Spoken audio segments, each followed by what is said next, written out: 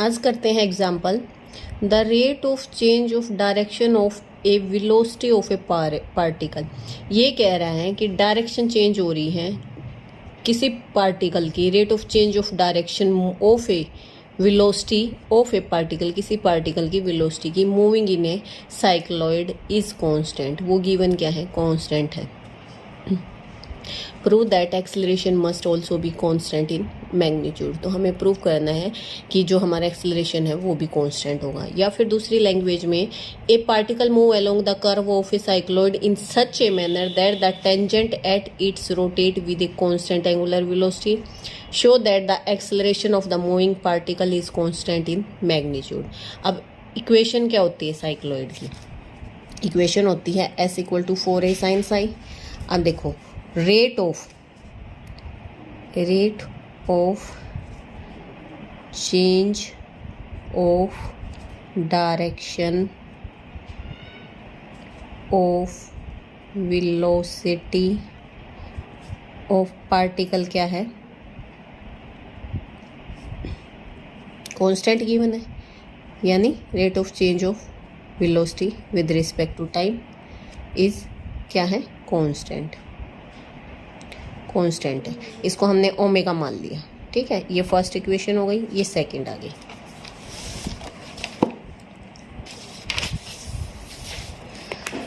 अब देखो, हमें चाहिए क्या? हमें क्या चाहिए? रिजल्टेंट एक्सेलरेशन चाहिए कि वो कांस्टेंट आना चाहिए। हमें निकालना है रिजल्टेंट एक्सेलरेशन जो कि कांस्टेंट आना चाहिए। ये प्रूफ करना है हमें, रिजल्टेंट एक्सेलरेशन कांस्टेंट है। अब उसके लिए हमें क्या करना है? पहले हमें क्या होता है हमारा रिजल्टेंट एक्सेलरेशन का फार्मूला क्या होता है? रूट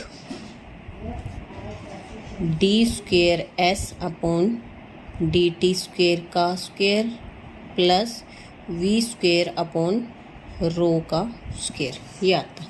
अब हमें उसके लिए क्या चाहिए? d²s/dt², यानी हमारा यहाँ पे s गिवन है तो हम ds/dt निकाल लेंगे। फिर सेकंड डेरिवेशन निकाल लेंगे तो ds/dt क्या आ गया हमारा? आ गया 4a cos ऑफ psi। ठीक है, इनटू में psi का भी derivation with respect to time. अब देखो बेटा, d/dt क्या गिवन है? Change of direction of velocity of particle. Change of velocity of particle ये क्या है? कांस्टेंट। हमने ओमेगा माननी थी तो ये पुट किया 4a cos ऑफ ओमेगा। ठीक है, फिर इसको अगेन हम डिफ्रेंशिएट करते हैं, ds/dt² that is -4a omega constant है sin psi d/dt। फर्दर इसकी जगह हमने पुट किया, ये हो गया, ये हमारे यहाँ से ख़त्म हो जाएगा। तो d²s/dt² क्या आ गया? -4a ओमेगा² sin psi। ठीक है, अब देखो, हमने पढ़ा था रो क्या होता है? Radius of curvature. ठीक है, और वो क्या होता है हमारा? ds/d psi। ये हमारा रेडियस ऑफ कर्वेचर होता है। अब ds/d psi हमारा कहाँ से निकलेगा? इस इक्वेशन से। जब हम ds को डिफ्रेंशिएट करेंगे विद रिस्पेक्ट टू psi, तो यहाँ से आ गया हमारा ds/d psi is 4a cos of psi। और ये हमारा क्या होता है? Radius of curvature that is rho. अब हमें रो भी मिल गया। ठीक है, d²s/dt² भी मिल गया। अब नॉर्मल एक्सेलरेशन क्या? v²/ρ। नॉर्मल एक्सेलरेशन क्या है? v²/ρ है। अब v² क्या होता है? Rate of change of displacement with respect to time upon rho. ये कहाँ से निकाला हमने? ये इस इक्वेशन से निकाला। ठीक है, ये यहाँ से ये वैल्यू पुट की, नीचे रो की वैल्यू पुट की इस इक्वेशन थर्ड से, तो ये आ गया हमारा 4a omega square cos of Sai divided by में नहीं, ये इसका स्क्वायर, ये ना ये 4a कोस साई ओमेगा का स्क्वायर और अपॉन में 4a कोस ऑफ साई। अब जो कैंसिल होता है कैंसिल कर देंगे तो बच गया हमारे यहाँ 4a omega square cos of Sai. अब ये वैल्यू, फिर रेडियस ऑफ कर्वेचर की वैल्यू, ये वैल्यू, ठीक है, रेडियस ऑफ कर्वेचर की, ये इक्वेशन थर्ड,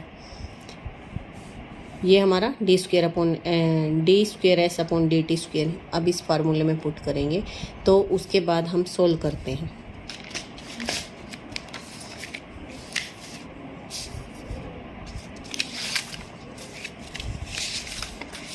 ठीक है, इसको अब हम सोल्व करते हैं तो हमारा रिजल्टेंट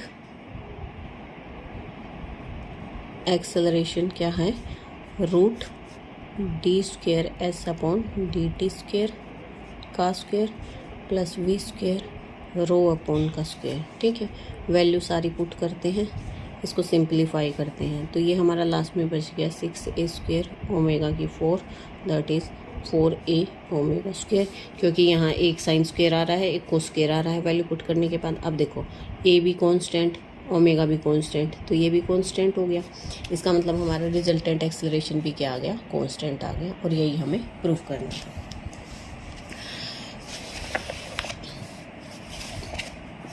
अब देखो next example, A particle describe the cycloid S 4a sin psi with uniform speed v, find its acceleration at any point। इसका एक्सेलरेशन निकालना है।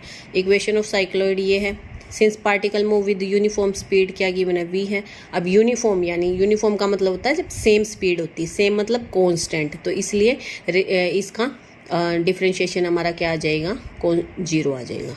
टेंजेंशियल एक्सेलरेशन हमारा क्या आ जाएगा, 0। अब डिफरेंशिएट करते हैं हम इक्वेशन 1 को, D S upon D Sai, यहाँ से हमारा रो आ गया। नॉर्मल एक्सेलरेशन क्या होता है, वी स्क्वायर अपॉन रो। अब वी स्क्वायर अपॉन रो, ठीक है, वी हमारी जो कांस्टेंट वेलोसिटी थी, तो हमने यहाँ पे रो की वैल्यू पुट की। यहाँ कोस साई क्या होता है, 1 माइनस साइन स्क्वायर साई, ये पुट किया हमने। अब यहाँ से देखो ये क्या है हमारा, इस इक्वेशन से 4a sign Sai, 4a sign Sai हमारा क्या है, एस है, तो ये आ गया हमारा v square upon root a 16 a square minus में एस स्क्वायर, और रिजल्टेंट क्या हो जाएगा हमारा, tangential acceleration plus normal acceleration. Tangential तो हमारा 0 आ गया था यहाँ से, ठीक है, यूनिफॉर्म स्पीड है, और यहाँ से नॉर्मल की वैल्यू पुट कर दी, तो जो नॉर्मल होगा वही हमारा ये रूट निकाल के रिजल्टेंट एक्सेलरेशन आ गया। थर्ड देखो, a particle describe a curve, एक पार्टिकल एक कर्व को डिस्क्राइब कर रहा है, for which s and psi vanish simultaneously. ये क्या है, ख़त्म हो जाते हैं इकट्ठे with uniform speed v if the acceleration at any point s, अगर किसी पॉइंट s पे एक्सेलरेशन ये गिवन है, then prove that the curve is a catenary equation है। ठीक है, इक्वेशन ऑफ कैटनरी आएगी। अब इक्वेशन ऑफ कैटनरी क्या होती है हमारी, s equal to c some constant और टेंजेंट साई। ठीक है, ये हमारी कैटनरी इक्वेशन होती है, ये हमें प्रूफ करनी है। तो देखो हमारे पास v क्या है, D S upon D T होता है, ये गिवन है कांस्टेंट, इसको हमने लैम्डा मान लिया, तो टेंजेंशियल एक्सेलरेशन हमारा 0 आ गया। नॉर्मल एक्सेलरेशन होता है वी स्क्वायर अपॉन रो। अब रिजल्टेंट क्या हो जाएगा, सिर्फ नॉर्मल एक्सेलरेशन आ जाएगा। अब रिजल्टेंट एक्सेलरेशन गिवन क्या है, v square c upon S square plus सी स्क्वायर, लेकिन यहाँ से हमने निकाला वी स्क्वायर अपॉन रो फार्मूले से, इक्वेट किया। अब रो क्या है हमारा, D S upon D Sai होता है।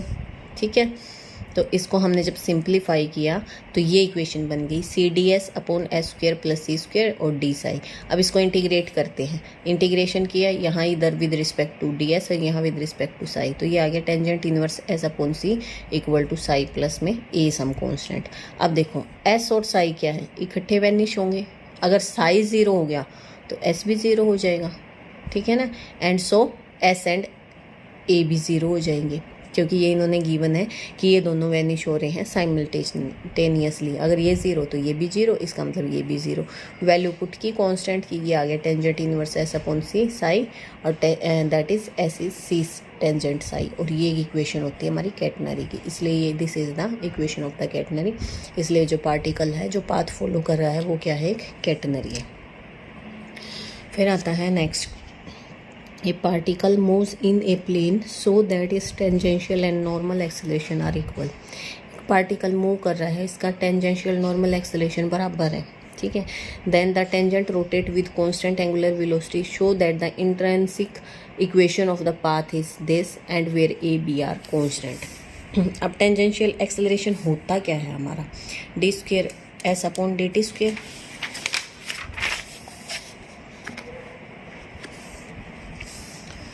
ठीक है।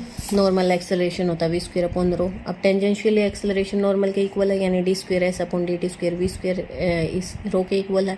अब tangent rotate with constant angular velocity, यानी D psi upon D T क्या है, ओमेगा। अब साई क्या है, एंगल है जो कि टेंजेंट बना रहा है tangent to the curve at any time x axis के साथ में। ये हम पढ़ के आए हुए हैं ना पीछे कि ये जो पार्टिकल था ये ऐसे जो टेंजेंट है ना ये बना रहा है, ठीक है, किसी पॉइंट पे ऐसे ये एक्सिस, ये साई एंगल, ये होता है, ये है। तो इसका मतलब क्या है कि हमारा v, तो इक्वेशन जो हमारी फर्स्ट है, क्या है हमारी इक्वेशन फर्स्ट, इक्वेशन फर्स्ट क्या है हमारी, D square S upon D T square. इसको हम ऐसे भी लिख सकते हैं, V D V S upon D T, V square upon rho के equal, that is D V upon D S is V upon rho, V से V cancel हो जाएगा एक, दैट इज वी, और ये होता है हमारा डी रो हमारा D psi upon D T D S होता है।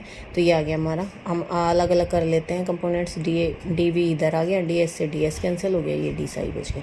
इसको इंटीग्रेट किया, सिंप्लीफाई किया, तो यहाँ से आ गया हमारा V is B dash E की power psi, D S upon D T हमारा क्या है, बी डैश ए की पावर, यही है ना, वी क्या होता है, D S upon D T होता है। अब इसको क्या किया हमने, मल्टीप्लाई किया, डी साई अपॉन से मल्टीप्लाई डिवाइड किया, मल्टीप्लाई किया और डिवाइड भी किया, ठीक है। इधर ये क्या है, D S upon D psi, देखो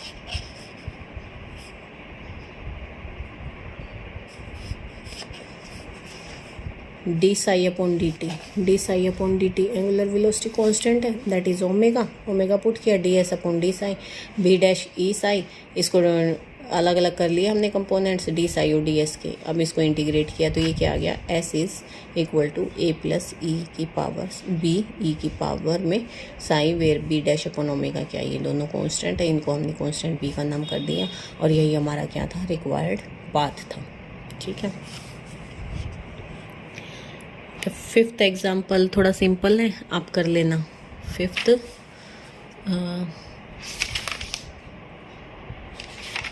सिक्स्थ भी कर लेना, ठीक है।